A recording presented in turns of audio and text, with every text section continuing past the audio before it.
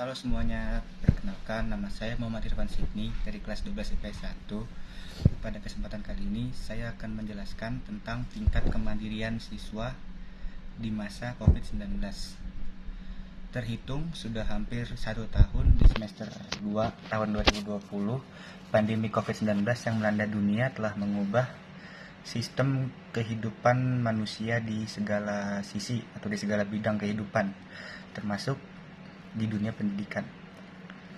Adanya kebijakan untuk melakukan WFH atau yang sering disebut work from home, dan juga ada social and physical distancing yang mengharuskan setiap masyarakat untuk di rumah saja dalam konteks untuk bekerja, beribadah, dan belajar dari rumah. Kondisi demikian menuntut lembaga pendidikan untuk melakukan sebuah inovasi dalam proses pembelajaran. Inovasi ini dilakukan dengan menghapuskannya ujian nasional dan memulai yang namanya belajar di rumah melalui aplikasi tertentu.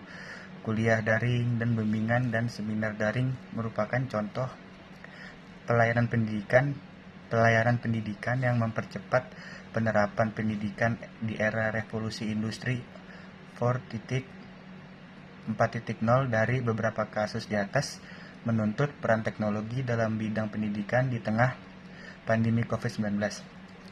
Para tenaga dan peserta didik diharapkan dapat menyesuaikan diri dan memanfaatkan teknologi dengan sebaik-baiknya. Mengenal pembelajaran jarak jauh atau PJJ.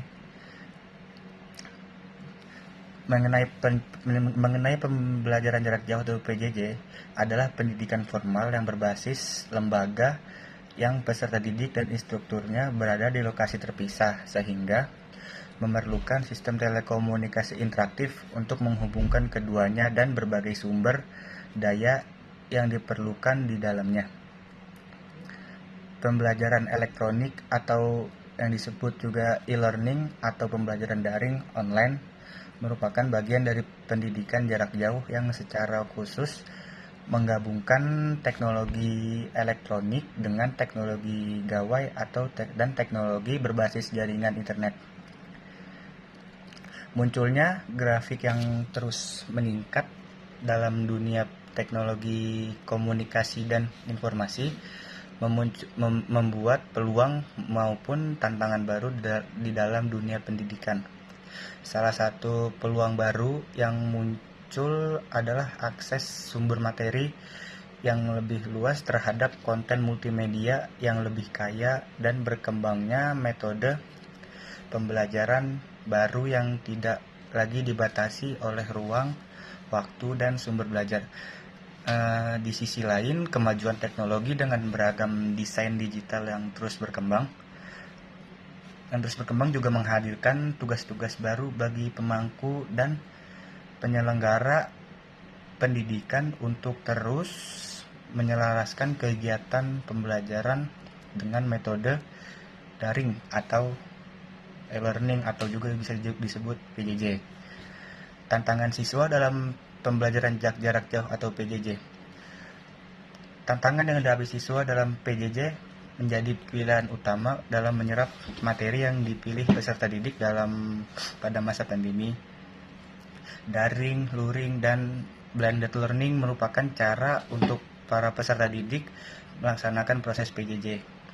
Penguasaan informatika atau IT dan adaptasi siswa dalam menyerap materi yang berbeda dengan yang biasa dilakukan merupakan hal yang sangat baru dan penting untuk diketahui.